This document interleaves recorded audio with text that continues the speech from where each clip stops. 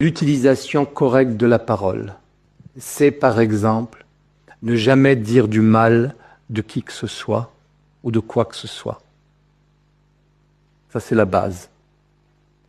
Celui qui applique ça dans sa vie, comme simple technique, il arrête de dire du mal d'un autre, des autres.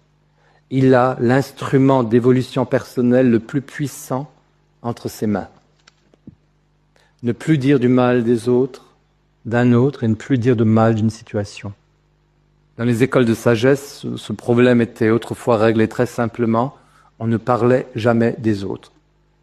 Évidemment, ni pour en dire du mal, pas même pour en dire du bien. On n'en parlait pas.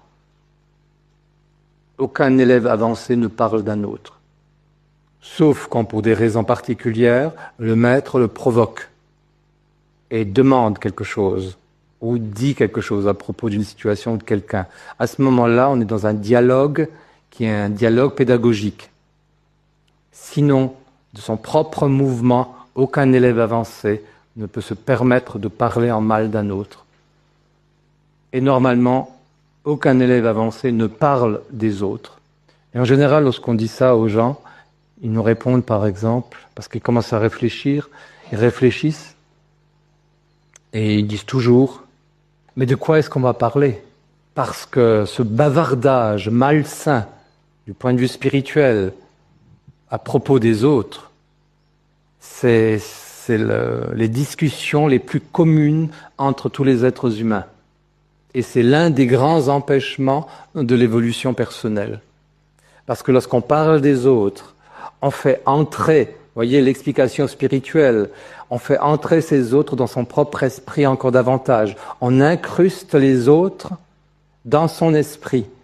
Alors qu'on est quelqu'un qui essaie de devenir lui-même, le fait de parler des autres les fait entrer dans le champ de notre propre esprit.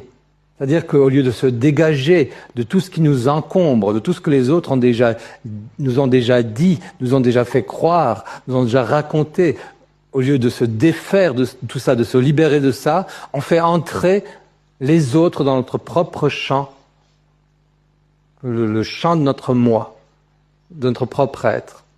Et là, il est évidemment impossible d'avancer correctement et d'évoluer correctement.